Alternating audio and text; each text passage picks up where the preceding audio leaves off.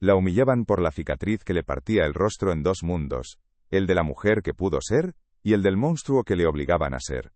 Era una herida pálida, un surco de plata muerta que le robaba la simetría de la sonrisa y la condenaba a vivir tras el velo de su rebozo gastado. En el puerto de Veracruz, finales del siglo XVIII, su existencia era un insulto silencioso, una ofensa a la belleza y al orden. Su padre, un orfebre quebrado por la desgracia, había tejido a su alrededor el único tesoro que les quedaba.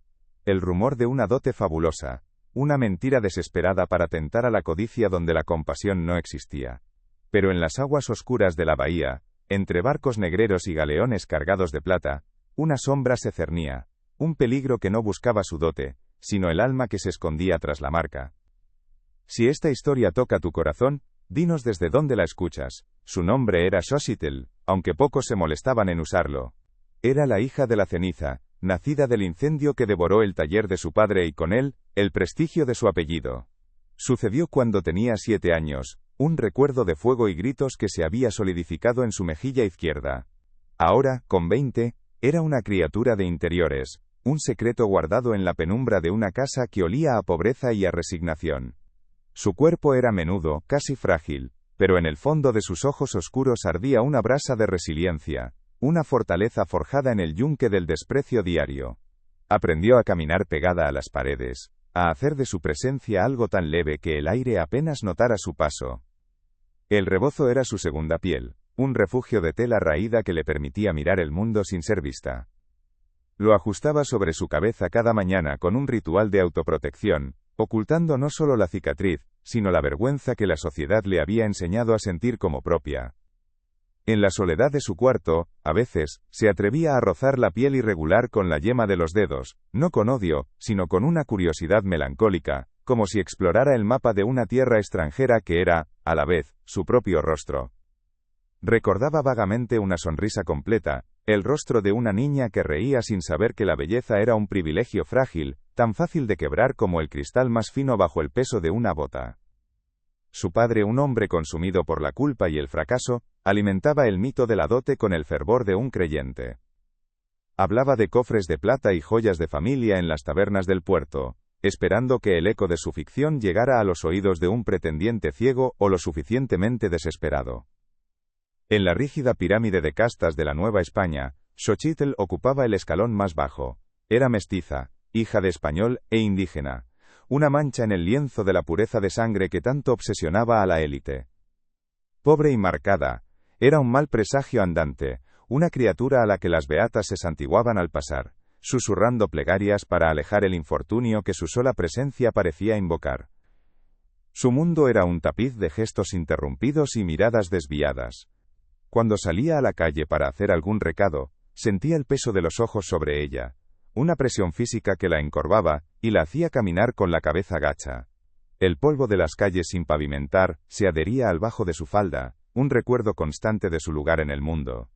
Sus manos, en cambio, eran ágiles y sabias. Habían aprendido de su padre los secretos del metal, la paciencia del pulido, pero ahora solo se ocupaban de remendar ropas viejas y moler maíz, escondiendo un talento que nadie se detendría a valorar. Vivía en un silencio impuesto, un vacío sonoro donde solo resonaban los ecos de las burlas infantiles y el murmullo cruel de los adultos.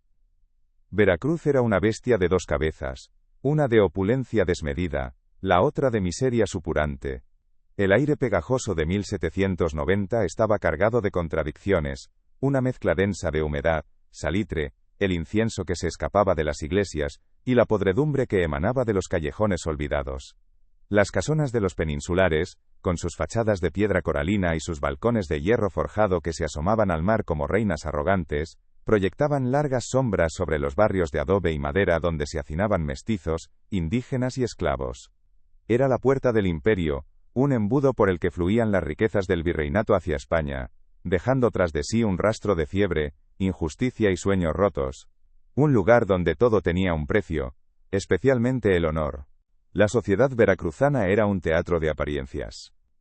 La piedad se exhibía en procesiones fastuosas, con estandartes de terciopelo y cánticos que se elevaban hacia un cielo indiferente, mientras en lo privado, la hipocresía envenenaba los tratos y las almas. Se medía el valor de un hombre por la blancura de su piel y el peso de su bolsa, y el de una mujer por la pureza de su linaje y la modestia de su comportamiento. La belleza era una moneda de cambio, un pasaporte hacia un buen matrimonio que asegurara la perpetuidad del estatus. En este escenario cruel, donde cada gesto era juzgado y cada palabra sopesada, la existencia de Xochitl era una anomalía, una verdad incómoda que rompía el delicado equilibrio de la vanidad colectiva. Para ella, la ciudad era una jaula sin barrotes. El sol implacable del trópico no solo quemaba la piel, sino que parecía iluminar su cicatriz con una luz acusadora, convirtiéndola en el centro de todas las miradas. El murmullo constante del puerto, el trajín de los comerciantes, los gritos de los vendedores, todo se convertía en un ruido de fondo para el silencio que la envolvía. Los olores, los sonidos, el calor asfixiante, todo contribuía a su sensación de aislamiento. Sentía que el propio paisaje la rechazaba, que las paredes de las casonas la observaban con desdén, y que el viento salado que barría las calles susurraba su nombre como una maldición. Veracruz no era su hogar, era el escenario de su humillación perpetua, un recordatorio diario de todo lo que no era ni podría ser. La noche del santo patrono la ciudad se vistió de fiesta. Los fuegos artificiales estallaban sobre la bahía, pintando el agua negra con destellos efímeros de color, mientras la élite social se congregaba en un baile en el palacio del gobernador, un mundo de sedas, perfumes y sonrisas ensayadas al que ella jamás tendría acceso. Su padre la envió a entregar un pequeño relicario de plata que había reparado, una tarea humilde que la obligaba a cruzar la ciudad en la oscuridad. Mientras caminaba por las calles vacías, lejos del bullicio de la celebración, el silencio se sentía denso, premonitorio. El sonido de sus propios pasos sobre los adoquines era lo único que rompía la quietud, un ritmo solitario que avanzaba sin saberlo hacia el fin de su mundo. La emboscada fue rápida, silenciosa, brutalmente eficiente, no fue el ataque torpe de un ladrón callejero. Fueron sombras que emergieron de un callejón, manos expertas que le taparon la boca antes de que pudiera gritar, un brazo de hierro que la rodeó por la cintura, y la levantó del suelo. La arrastraron sin una palabra, con la precisión de quienes conocían su oficio. El miedo la paralizó, un frío helado que contrastaba con el calor pegajoso de la noche.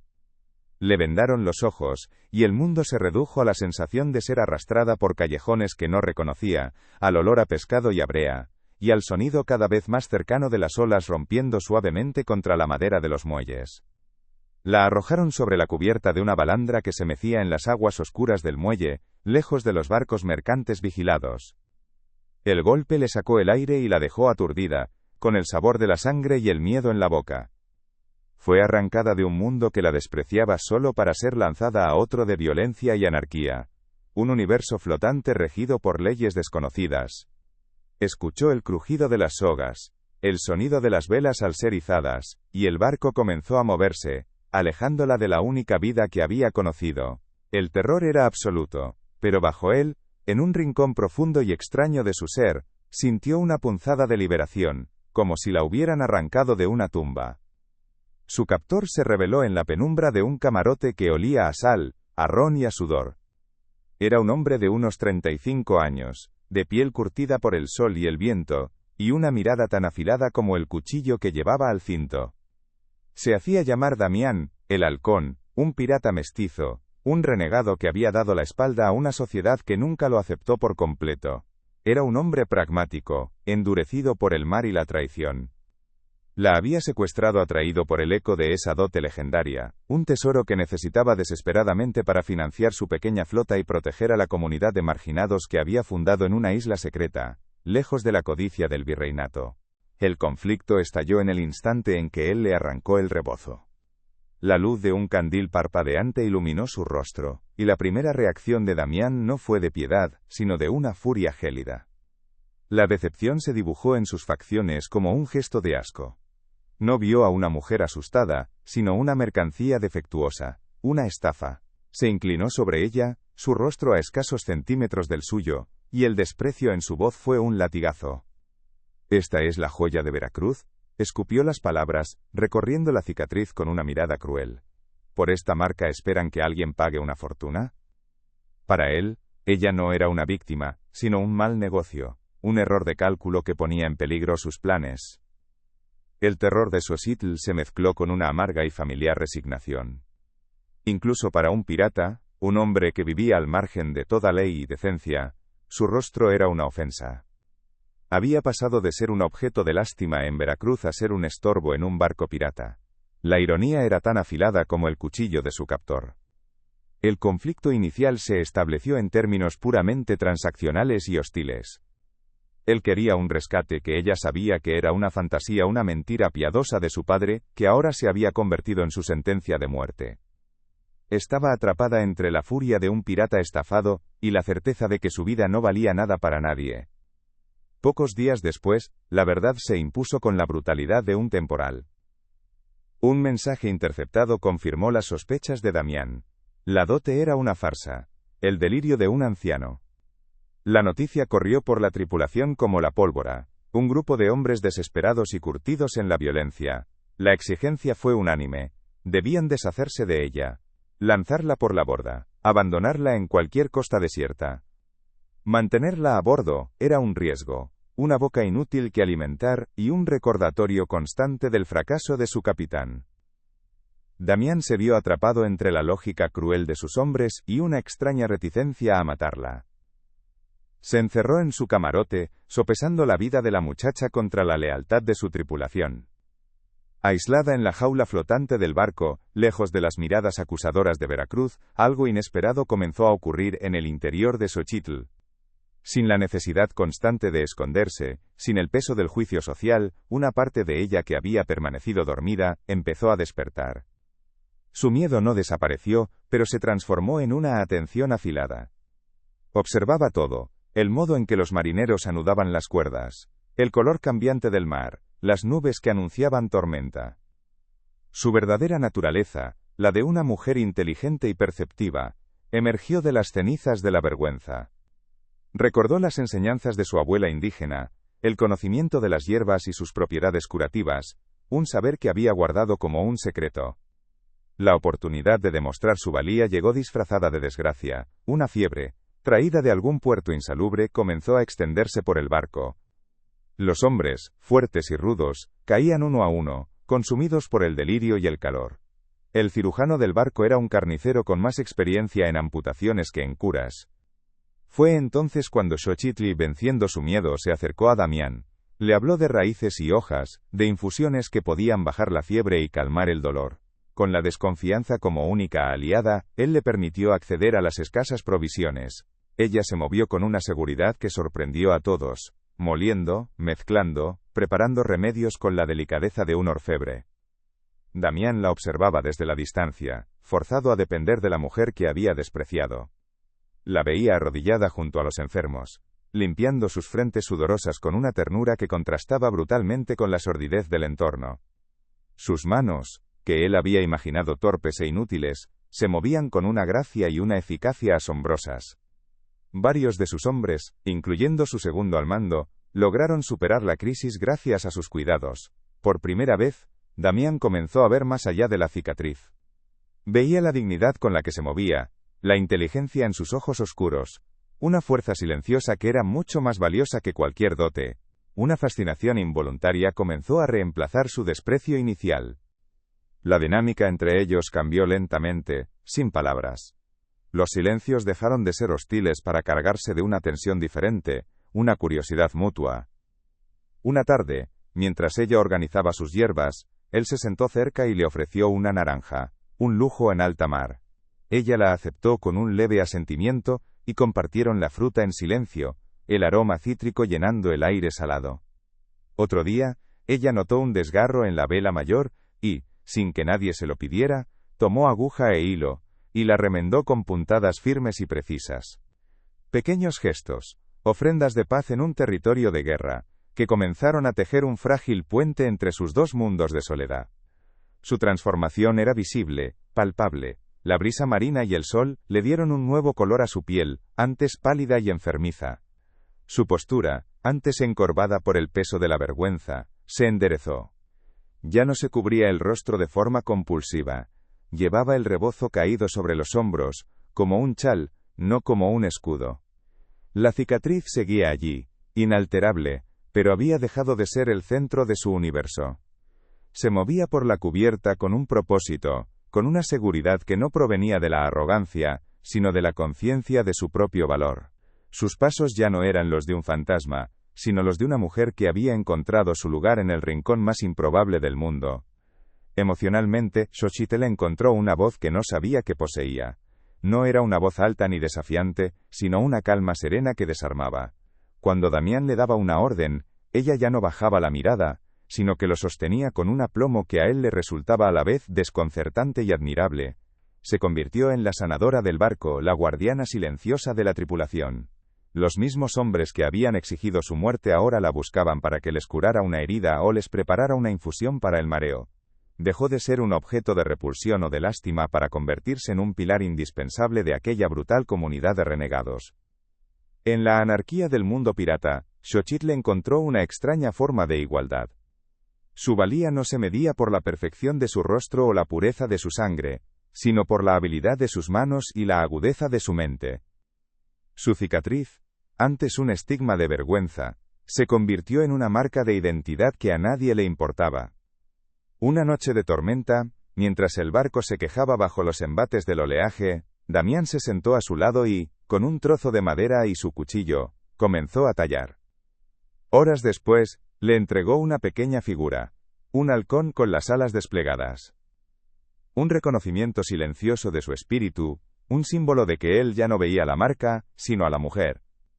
La persecución llegó en forma de una fragata española, un leviatán de cañones y disciplina militar que los había rastreado por el Caribe. La batalla fue feroz, un infierno de astillas, gritos y el estruendo ensordecedor del fuego de artillería. El barco de Damián, más pequeño y ágil, luchó con la desesperación de una fiera acorralada, pero el precio fue terrible. Al anochecer, lograron escapar, dejando a la fragata atrás, pero su balandra estaba destrozada, el mástil principal partido y la tripulación diezmada.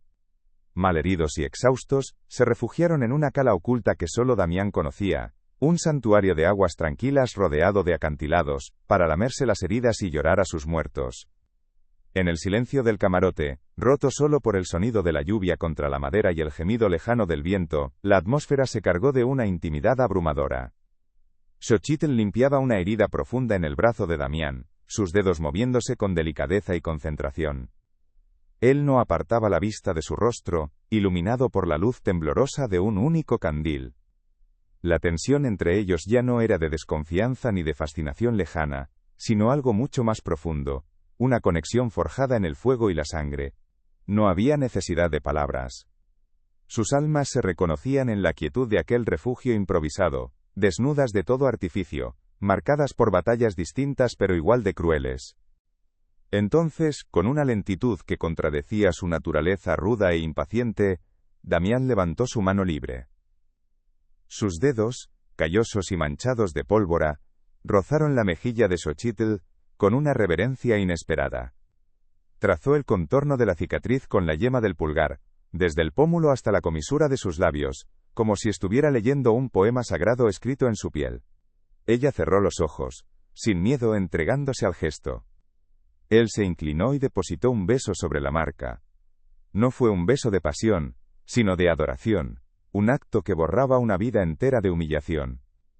He saqueado tesoros en 3 continentes, susurró él contra su piel, su voz rota por la emoción. Y ninguno vale tanto como esta joya. El beso no fue una promesa de un futuro feliz para siempre, sino la consagración de un presente perfecto. En ese instante, en la quietud de un barco roto, 2 marginados encontraron su propio reino, un lugar que no estaba en ningún mapa, construido sobre la aceptación mutua de sus almas rotas. La redención no llegó de un Dios lejano ni de una sociedad hipócrita, sino del otro. Sus manos, la de ella sanadora, la de él guerrera, se encontraron y se entrelazaron, un pacto silencioso que afirmaba que la verdadera belleza no reside en la ausencia de imperfecciones, sino en la capacidad de amarlas. La justicia poética había triunfado sobre la crueldad del mundo. Al amanecer, la tormenta amainó. Xochitl subió a la cubierta y se quedó de pie en la proa, mirando el horizonte. Por primera vez, ofreció su rostro al viento y a la primera luz del día sin un atisbo de vergüenza, la cicatriz como un río de plata bajo el sol naciente. Damián se paró a su lado, no como su captor, sino como su igual, su compañero en la supervivencia. No necesitaban un destino, porque lo habían encontrado el uno en el otro. A veces, todo lo que alguien necesita, es una historia como esta. Si lo sientes, compártela con quien la necesite, con quien necesite recordar, que las marcas más profundas también pueden ser besadas como si fueran joyas preciosas. El pequeño halcón de madera descansaba en la palma de su mano, sus alas quietas pero a punto de volar. El mar frente a ellos, era un lienzo de posibilidades infinitas, un camino de agua y sal que los llevaría lejos de los fantasmas de Veracruz, y de las batallas pasadas. Su viaje apenas comenzaba, pero ya habían completado el más difícil de todos, el viaje hacia el interior del otro. Ya no eran la marcada y el pirata. Eran simplemente Xochitl y Damián, dos mitades de un mismo refugio. ¿Y tú? ¿Habrías tenido el valor de amar a quien todos los demás rechazaban?